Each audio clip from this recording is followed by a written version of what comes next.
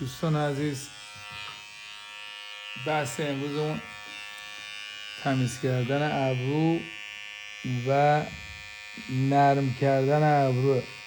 دوست بزرگوارمون باید ابروهاشو از قسمت تیغه بینیش به بالا برداریم که از اون حالت خشن بودن بیاد بیرون، چون ابروش پره و ابرو پیوسته هم هست، حالت خشنی بهش داده و خشن نشون میده.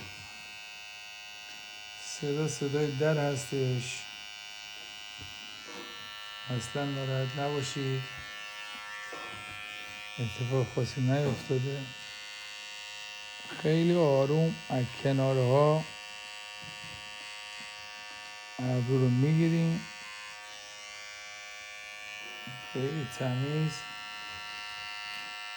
از زیرم یه لایه خیلی کم و خیلی کوچیک ور میداریم به طوری که زیاد تابلو نشه.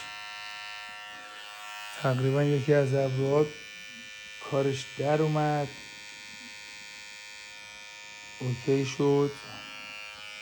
بریم سراغ ابرو بعدی.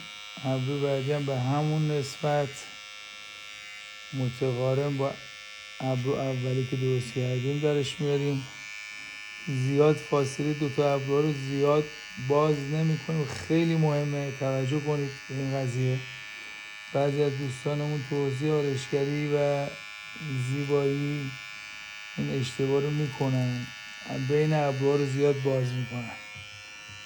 ابرو که زیاد بینش باز شه باعث میشه که دماغ پهن نشون بده خودشون و یه چیز خیلی نامعنوسی ایجاد میشه تو چهره.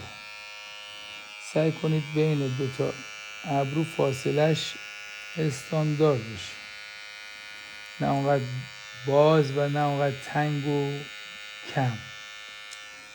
باز زیر این یکی ابرومون هم خیلی کم و مختصر میگیریم، یه لاین و یه خطی ازش سبک میکنیم به طوری که زیاد تابلو نشه. کار این ابرومون هم تقریبا داره تموم میشه. بعد زیر تاج ابروها دو طرف رو خیلی روش کار کنید، چون از بغل نشون میده خودشو کاملا. وقتی که این کار داریم انجام میدیم بهتر این که با یه شونه و یه ماشین یه خورده نرم و یا به قول معروف مخملیش کنیم که از بغل و نیمرخ حجم آنچنانی از خودش نشون نده. وقتی حجمش کمتر باشه کار قشنگتره، یه کار شسته رفته تر. این یکی ابرو هم به همون شکل حجمش رو میگیریم که از بغل زیاد بیرون نزنه. اصلا در کل ابروهایی که حجم خیلی بالایی دارن و بهشون رسیدگی نمیشه، سن اون طرف هم اون مدل هم میبره بالا. ابروی زیاد و تمیز نشده.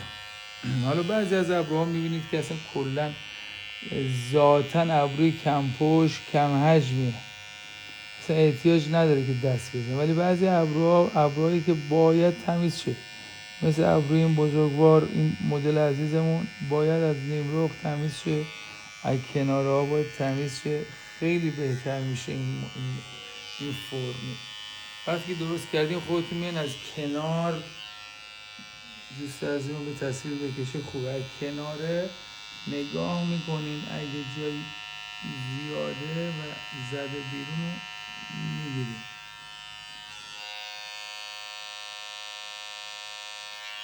از نیمرخ این برم همینطور.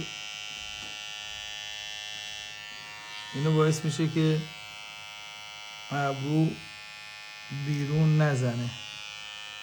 کامل ابروهامون از نیمرخ تمیز شد. کار با ماشینمون تموم میشه. میریم سراغ کار با قیچی. من تا نگم قطع نمیکنه. این قطع کن دوباره بگیر. نه بذار بگیره. همین حافظش برو ذخیره نمیشه. این با قیچی هم خیلی مرتب روشو میگیریم و مخملی میکنیم.